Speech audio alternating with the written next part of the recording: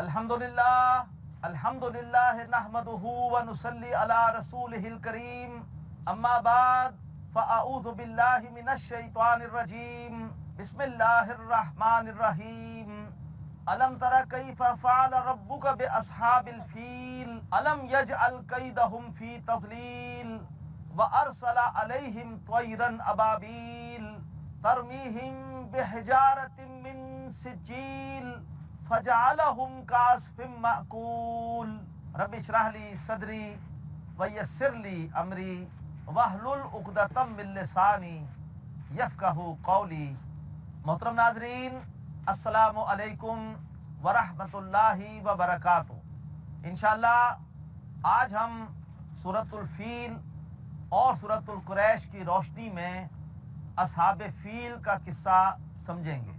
मोहतरम नाज़रीन, ये असहाब फ़ील का वाक़या नबी अकरम सल्लल्लाहु अलैहि वसल्लम की विलादत मुबारक से 50 दिन पहले पेश आया। इसलिए कहा जाता है कि नबी अकरम सल्लल्लाहु अलैहि वसल्लम की विलादत आमुल फ़ील में हुई, यानी उसी साल में हुई जिस साल के ये असहाबुल फ़ील पर एक तबाही आई। बस मंजर इसका ये है कि आमतौर पर समझा जाता है कि चूँकि असहाबुल फ़ील वो ईसाई थे, समझा जाता है कि शायद ये कोई मजहबी मसला था, लेकिन हकीकत के एतबार से मसला मजहबी नहीं था बल्कि मसला माशी था। बस मंजर कुछ यूँ है कि एक ज़माने में यमन में कौम सबा को एक शान व शौकत हासिल थी और कौम सबा पूरे अरब की तिजारत के हवाले से एक ख़ास इजारादारी रखती थी। यमन से लेकर शाम तक पूरी तिजारत का रास्ता वो उन्हीं के ज़ेर असर था। हिंदुस्तान से, चीन से माल तिजारत यमन के साहिल पर आता था, वो वहाँ से लेते थे और उसके बाद चलते थे शुमाल की तरफ, हिजाज यानी मक्का से होते हुए वो शाम जाते थे, रास्ते में माल फरोख्त करते थे और फिर शाम के साहिल पर यूरोप से माल तिजारत आता था, वो वहाँ से लेते थे और फिर वापस लेकर आते थे यमन तक। तो यूँ सिलसिला चल रहा था। लेकिन जब कौम सबा पर एक ज़वाल आया और उनकी जारादारी इस तिजारती शाहराह पर ख़त्म हो गई, तो अब एक खला सा पैदा हो गया। अब उस खला को कौन पुर करे? तो जो कुरैश के बाद सरदार थे, उन्होंने महसूस किया कि हम इस खला को पुर करके इस तिजारती शाहराह के ऊपर एक इख्तियार हासिल कर सकते हैं। क्यों? इसलिए कि हम पूरे अरब के माबूदों के, उनके बुतों के मुतवल्ली हैं। पूरा अरब हमें एक मजहबी इमाम का दर्जा देता है और हम अगर ये काम करेंगे तो हमारे लिए कोई रुकावट, कोई मुखालफत वो सामने नहीं आएगी। इसके बावजूद सरदारान कुरैश मुख्तलिफ इलाकों में गए, अहम कबीलों के सरदारों से मिले और उनको बताया कि हम इस तरह से इस तिजारती शाहराह को फिर से आबाद करना चाहते हैं और ताकि लोगों को भी सहूलत हो। तो तमाम कबाइल के सरदारों ने उनके साथ ताउन का अपना इरादा जाहिर किया और यूँ ये तिजारती शाहराह पूरी की पूरी अब कुरैश के हिस्से में आ गई। कुरैश इस हवाले से दो सफ़र करते थे। एक सफ़र करते थे सर्दियों में और वो आते थे यमन की तरफ क्योंकि ये गर्म इलाका है, और एक सफ़र करते थे गर्मियों में और जाते थे शाम की तरफ क्योंकि वो ठंडा इलाका है। इसी का जिक्र है सूरह कुरैश में कि रहलत शिताई व स्वैफ, उनका एक सफ़र होता था सर्दियों का और एक सफ़र उनका होता था गर्मियों का। यमन में एक तब्दीली आ गई। ज़ूनवास एक यहूदी बादशाह था जिसने के नजरान के इलाके में जाकर और कुछ नौ मुस्लिम ईसाइयों पर बड़ा जुल्म किया, उनको जिंदा आग में जलाया। और जब ये इतला कैसर रूम को पहुंची तो उसने हबशा के ईसाई हुक्मरान से कहा कि ज़ूनवास से उसकी इस जुर्म का बदला लिया जाए। लिहाजा हबशा से नजाशी ने एक लश्कर भेजा इरबात नामी सिपा सालार की क़यादत में, जिसने आकर ज़ूनवास पर हमला किया। ज़ूनवास ने मुकाबले की कोशिश की, शिकस्त खा गया, मारा गया और यूं यमन के इलाके पर अब ईसाइयों का कब्जा हो गया। इरबात जो है वो वहाँ का हुक्मरान मुकर्रर हुआ और इब्राहा नामी एक शख्स भी उसके माविन के तौर पर ईसाइयों के लश्कर में शामिल था। بعد میں ابراہا نے بغاوت کی اور بغاوت کر کے اس نے اقتدار پر قبضہ کر لیا۔ جب اطلاع ملی شاہ نجاشی کو تو اس نے کہا کہ اس بغاوت کا اس کو خمیازہ بھگتنا پڑے گا۔ ابراہا نے معافی مانگی اور اپنی وفاداری کا اظہار کیا شاہ نجاشی کے ساتھ، تو شاہ نجاشی نے ابراہا کی حکومت کو تسلیم کر لیا۔ ابراہا نے اب وہاں پر بہت سارے گرجے بنائے۔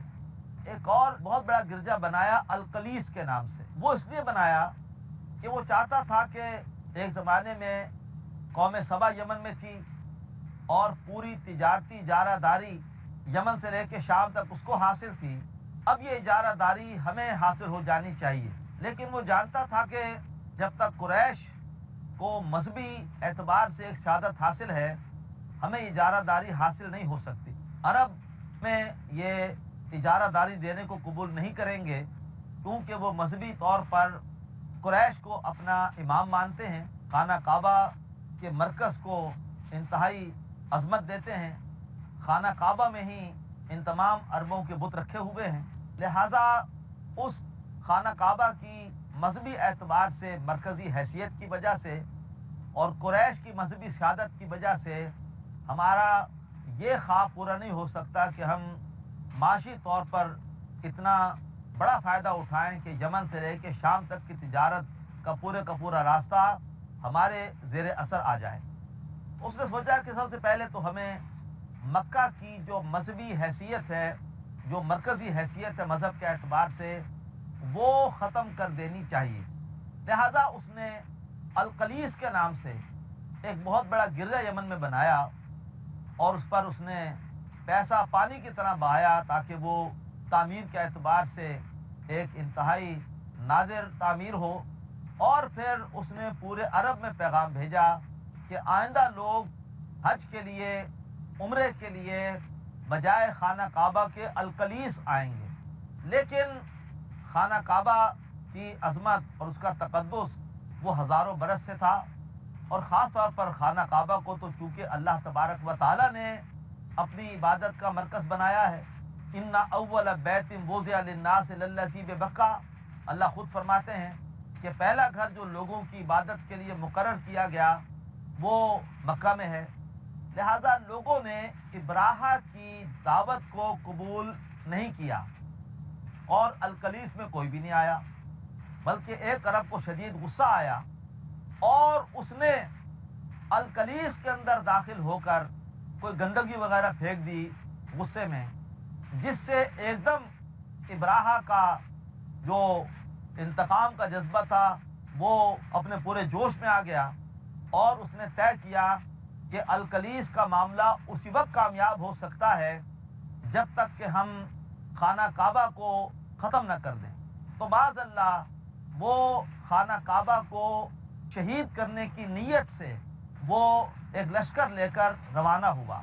تاریخ میں یہ تفصیل آئی ہے کہ اس کے لشکر میں کوئی 60,000 کے قریب سپاہی تھے، اور اس لشکر میں اس نے 13 ہاتھی بھی شامل کیے تھے۔ اس سے پہلے کبھی عرب میں کسی لشکر میں ہاتھیوں کو شامل نہیں کیا گیا۔ اس وجہ سے بڑی شہرت ہو گئی کہ ایک ایسا لشکر بڑھ رہا ہے مکہ کی طرف کہ جس میں ہاتھی بھی ہیں، اور وہ لشکر اصحاب الفیل کے نام سے مشہور ہو گیا، ایک ایسا لشکر کہ جس میں ہاتھی ہیں۔ ہاتھی صرف 13 تھے اور وہ لشکر کے آگے آگے چل رہے تھے۔ راستے میں ابراہا نے کئی جگہ پر حملے بھی کیے، اور جو لوگ بہت زیادہ سرگرمی سے قریش کے حامی تھے ان کو شکستیں بھی دی۔ طائف پہنچ کر اس نے اہل طائف پر بھی حملہ کرنے کی کوشش کی، لیکن انہوں نے صاف صاف کہہ دیا کہ ہم تمہارے عزائم کی راہ میں رکاوٹ نہیں بنیں گے، ہمیں کچھ نہ کہو، بلکہ انہوں نے ایک شخص دے دیا ابراہا کو کہ وہ رہنمائی کرے گا اس کی خانہ کعبہ تک پہنچنے کی۔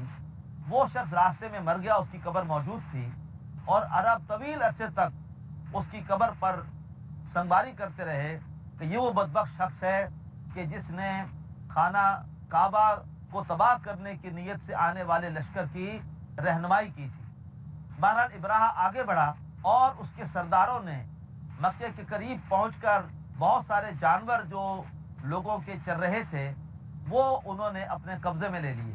اللہ کے رسول صلی اللہ علیہ وسلم کے دادا عبد المطلب جو کہ اس وقت قریش کے سردار تھے، ان کے بھی اونٹ جو چل رہے تھے ان پر بھی ابراہہ کے لشکروں نے قبضہ کر لیا۔ عبد المطلب کو جب اطلاع ملی تو وہ آئے ابراہہ کے پاس۔ ابراہہ نے جب ان کو دیکھا تو جو بھی ان کی شخصیت کے اندر وجاہت تھی اس کو پسند آئی۔ اس نے عبد المطلب کا پورا اکرام کیا، انہیں عزت دی، اپنے ساتھ تخت پر بٹھایا اور پوچھا کہ آپ کیوں آئے ہیں؟ عبد المطلب نے فرمایا کہ تمہارے جو لشکر ہیں انہوں نے میرے کچھ اونٹوں پر قبضہ کر لیا ہے، میں اس لیے تمہارے پاس آیا ہوں کہ تم میرے اونٹ چھوڑ دو۔ ابراہہ نے کہا کہ میں تو آپ کو بڑا سمجھدار آدمی سمجھا تھا، لیکن مجھے بڑی حیرت ہے کہ میں خانہ کعبہ کو ڈھانے کے لیے آ رہا ہوں جو کہ آپ لوگوں کے لیے بڑا مقدس ایک مرکز ہے، آپ نے اس کے حوالے سے کوئی بات نہیں کی، اور آپ نے اگر بات کی ہے تو اپنے اونٹوں کے لیے بات کی ہے۔ بڑا پیارا جواب دیا عبد المطلب نے، اونٹ میرے ہیں لہذا ان کی فکر مجھے ہے، خانہ کعبہ اللہ کا گھر ہے، اللہ تعالیٰ اپنے گھر کی خود حفاظت فرمائے گا۔ ناظرین، واقعے کا باقی حصہ انشاءاللہ بریک کے بعد ہمارے ساتھ رہیے گا۔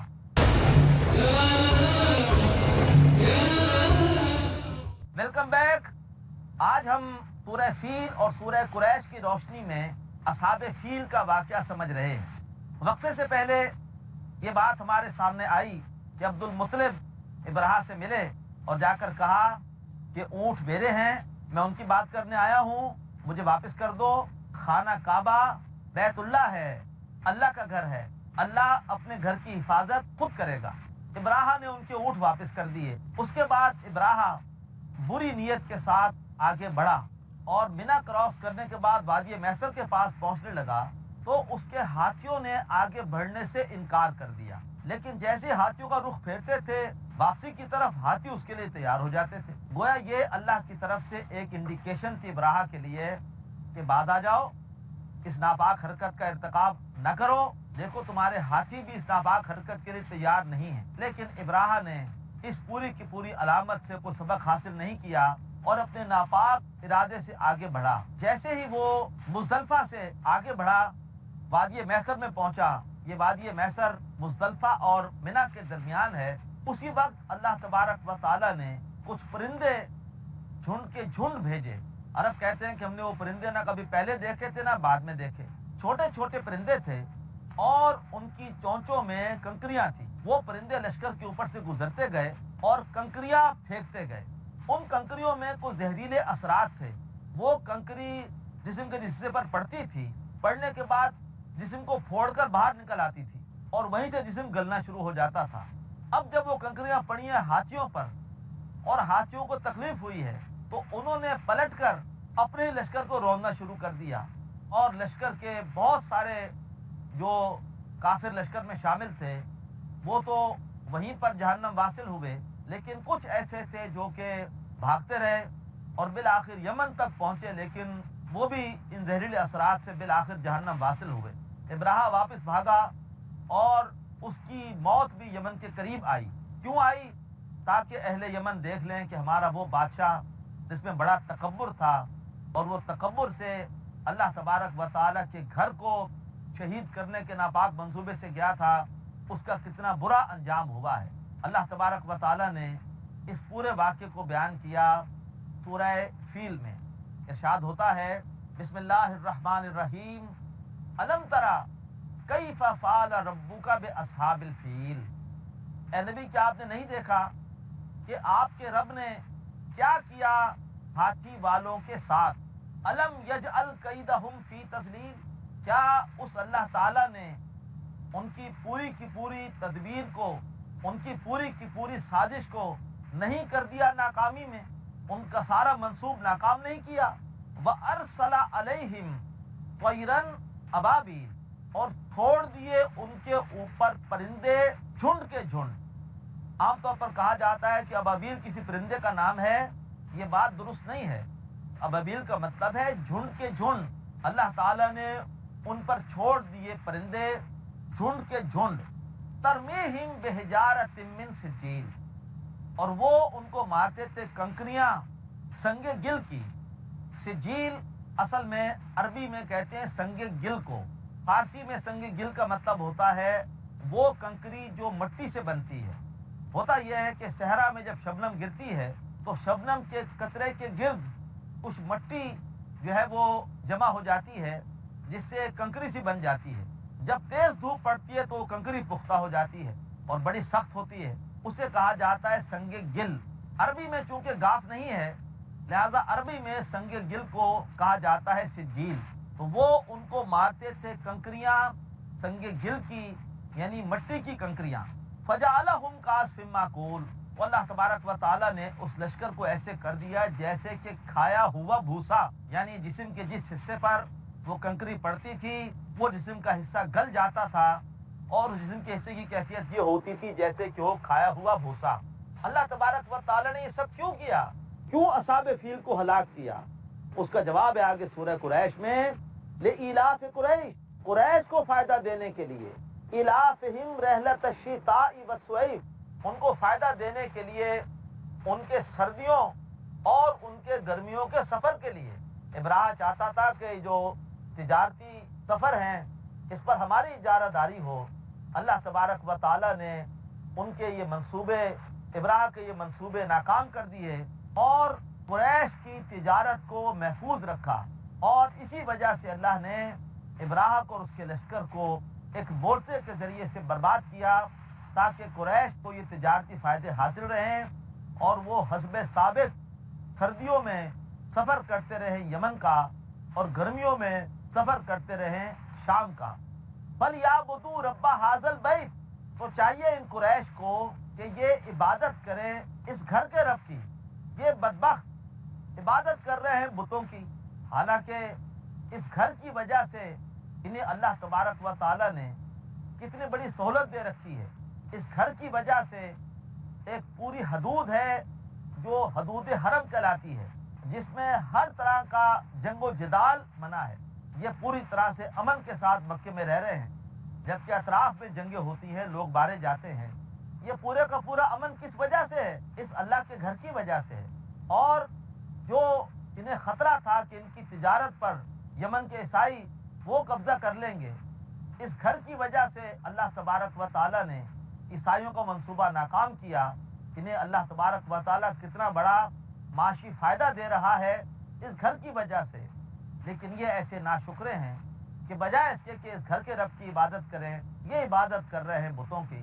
فرمایا فَلْيَعْبُدُوا رَبَّ هَٰذَا الْبَيْتِ، ان کو چاہیے کہ وہ عبادت کرے اس گھر کے رب کی۔ رب وہ ہوتا ہے کہ جو مالک ہوتا ہے، اور جو مالک ہوتا ہے وہی ضروریات بھی پوری کرتا ہے۔ اللہ تبارک و تعالیٰ مالک ہے، رب ہے، وہ ہمیں رزق بھی دے رہا ہے، وہ اللہ تبارک و تعالیٰ ہمیں ہر طرح کی حفاظت بھی دے رہا ہے۔ اب ہمارا کیا کام ہے؟ ہمارا کام یہ ہے کہ اللہ کی بندگی کرے، اللہ کی اطاعت کرے، اللہ کا کہنا مان۔ فَلْيَعْبُدُوا رَبَّ هَٰذَا الْبَيْتِ، ان کو چاہیے کہ اس گھر کے رب کی عبادت کریں۔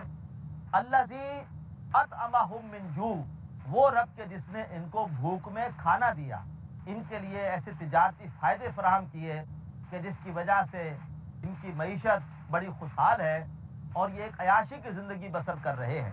وَآمَنَهُم مِّن خَوْفٍ، اور جس نے ان کو خوف سے امن دیا ہے۔ لہٰذا اس خانہ کعبہ کی وجہ سے یہ ہر طرح کے خطرات سے محفوظ ہیں۔ ایک پوری حدود ہے حرم کی جس کا احترام پورے عرب کے لوگ کرتے ہیں، اور ان حدود کے اندر کوئی جنگ و جدال نہیں ہوتا، اور ان حدود کے اندر ہر طرح کا امن و امان ہے۔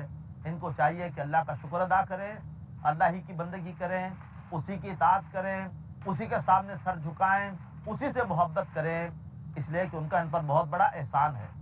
محترم ناظرین، یہ جو سورہ فیل میں ہمارے سامنے ایک معجزے کا ذکر آیا، یہ ذکر بھی ساتھ چلتا رہے کہ بعض لوگ ہمارے ہاں ایسے مفسرین ہیں روشن خیال جو کہ معجزات کا انکار کرنے کے حوالے سے ان کی خاص طبیعت ہے، چاہتے ہیں کہ ہر چیز کو عقل سے ثابت کریں۔ انہوں نے کہا ہے کہ یہاں پر جو لفظ آیا ہے تیرن، یہ اصل میں بری قسمت اس کا مفہوم ہے۔ اللہ تعالیٰ نے بری قسمت چھوڑ دی ہاتھی والوں پر، لیکن شاید لغت سے واقف نہیں ہیں۔ بری قسمت کے لیے لفظ طائر استعمال ہوتا ہے، طیر استعمال نہیں ہوتا، اور طائر کے حوالے سے اگر کسی کو بری قسمت کے حوالے سے کسی پر نحوست ڈالنی ہو انزلنا کے الفاظ آتے ہیں، ارسلنا کے الفاظ نہیں آتے. یہاں ارسلہ کے الفاظ ہے اور طیر کے الفاظ